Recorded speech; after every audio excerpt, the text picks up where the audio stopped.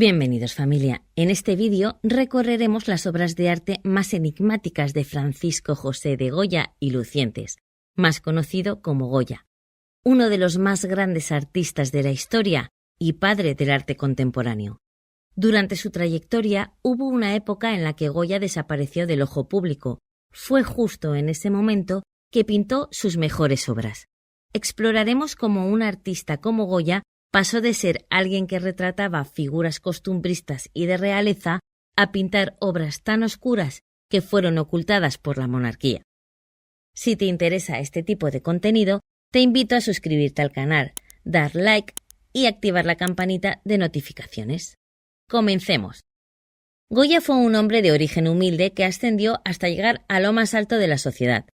En 1775 llegó a Madrid desde Zaragoza, y gracias a su trabajo creando diseños de pinturas para el palacio, logró tener su primer contacto con la familia real. En 1789 fue nombrado pintor de la corte y trabajó para tres reyes, primero Carlos III, luego su hijo Carlos IV y el hijo de este, Fernando VII, el tirano. En un periodo de transición trabajó para el rey francés José Bonaparte. En 1792, Goya contrajo una misteriosa enfermedad y sobrevivió a costa de su audición. Esto impactó en su arte y comenzó a explorar nuevos horizontes más personales. Creó los caprichos en sus 50 años, los desastres de la guerra a sus 60 años y luego las pinturas negras a sus 70 años. El resto de sus obras las hizo en secreto, todavía siendo empleado de la corte. En 1808 se produjo la invasión de Francia a España y el derrocamiento de la familia real. Este convulso periodo no impidió que Goya trabajase para los franceses. Además, para muchos liberales españoles como Goya, la invasión supuso el fin de la dictadura de Fernando. Sin embargo, la ilusión de la libertad se rompió cuando ocurrió la subyugación violenta de los liberales españoles. El conflicto bélico afectó profundamente la visión de Goya y comenzó una temática más oscura en sus obras. Lienzos cargados de muchas emociones que reflejaban el sentimiento nacional hacia el futuro. Napoleón fue expulsado en 1813 y Fernando VII retomó el poder. A diferencia de su abuelo Carlos III, Fernando tenía una visión más conservadora y rechazaba cualquier tipo de modernización. Además, restauró algunos movimientos que los franceses habían abolido con anterioridad. De alguna manera, su sordera y su estilo de vida huraño lo llevaron a obtener su suficiente libertad para trabajar de forma experimental. Sin embargo, no todos sus trabajos fueron publicados y muchos otros fueron silenciados. A partir de 1792, el mundo de Goya fue despojado de color y luz para sumergirse en la absoluta oscuridad. Muestra de ello lo tenemos en la obra Patio de Locos, en el asilo de Zaragoza. A través de una carta escrita a su colega Bernardo de Iríate, Goya describió el infierno en la tierra, una escena cargada de violencia que ocurrió en el patio abierto de un manicomio. Pero pese a estar a cielo abierto, los presos están envueltos en la oscuridad. Lo tenebroso y el uso de la sombra para representar la ignorancia sentarían las bases de sus siguientes trabajos. 4 años después, el Diario de Madrid publicó un anuncio a la venta de una serie de nuevos grabados, alejados de cualquier composición tradicional. Goya publicó una serie de 80 grabados y tintas al agua, denominada Los Caprichos, en el que ilustró las hipocresías y locuras de una población ignorante. La técnica de la aguatinta, el cual permite crear un aspecto de acuarela, convirtió a Goya en un maestro en el amplio uso de tonos con contrastes. Mientras se adaptaba a su nuevo estilo de vida, Goya desarrolló un interés personal en la ilustración, lo cual dio pie a su famosa placa número 43, El sueño de la razón produce monstruos.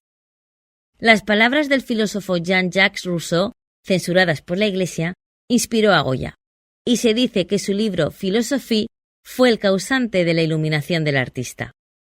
El hombre angustiado desplomado sobre el escritorio es el mismísimo Goya. Mostraba la lucha entre la razón y la imaginación.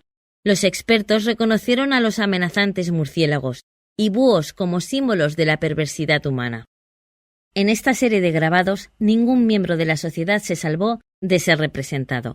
campesinos, supersticiosos, mujeres de la mala vida, la ignorancia de la clase alta y la Iglesia católica. Esta última fue particularmente peligrosa. Representaba a los sacerdotes en posiciones comprometedoras, desde consumar actos carnales no especificados a ver grupos de clérigos emborrachándose, junto a un enorme barril de cerveza, publicados justo en el periodo de la opresión religiosa en España. Ir en contra de sus reglas podría llevarte a ser perseguido por la Inquisición. Bueno, esa fue la fatal consecuencia para Goya. 2 días después de publicar sus grabados, el artista retiró los caprichos de la venta pública. En Francia, la revolución política inspirada en la Ilustración y los conflictos bélicos de la mano de Napoleón derivó en terribles consecuencias para el pueblo español. La invasión francesa produjo motines, y el 2 de mayo de 1808 los españoles se alzaron en contra de los intrusos. Pero recibieron un contraataque francés y cientos de españoles fueron fusilados. El cuadro de Goya de uno de esos eventos fue considerado emblema de toda la brutalidad de la guerra. Su estancia en Madrid le permitió trabajar en secreto en nuevos grabados que se llamarían Los desastres de la guerra. Tras la expulsión de Napoleón y el regreso de Fernando, Goya solicitó permiso para pintar 2 cuadros históricos. El primero, que retrataba el día de la rebelión española, y el otro del día siguiente. 3 de mayo de 1808. Está ambientado en la madrugada posterior a la sublevación y presenta a 2 grupos de personas. El pelotón de fusilamiento en las sombras fusionados como una unidad, un instrumento de guerra, en contraste con las víctimas suplicantes y la figura central, semejante a Cristo. Es el antihéroe que está a punto de ser ejecutado, mientras los cuerpos de otros condenados yacen a su alrededor. Goya utiliza a este personaje como símbolo de martirio y de la infamia de los hombres, enfatizando el color blanco del protagonista como representación de la inocencia de todas las víctimas. La escena está iluminada por una linterna en el suelo que curiosamente arroja luz sobre la figura de camisa blanca. La atrocidad que estaba a punto de ocurrir saca a Dios de la ecuación, demostrándonos que el artista rompió las reglas tradicionales al crear un cuadro de guerra sin héroes, que muestra el daño que puede ocasionar un Estado poderoso en contra de la población. De nuevo Goya nos muestra la verdad, pero una que nadie quería oír. Como resultado de la instauración del reinado de Fernando VII, las obras de Goya se almacenaron y permanecieron ocultas al público durante más de 40 años. Lo último que quería el trono español era recordarles a los ciudadanos que también tenían el poder de derrocar a sus opresores.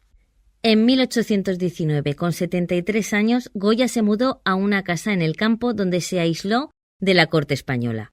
En completo secreto, creó algunas de las imágenes más extraordinarias de la historia, conocida como las pinturas negras.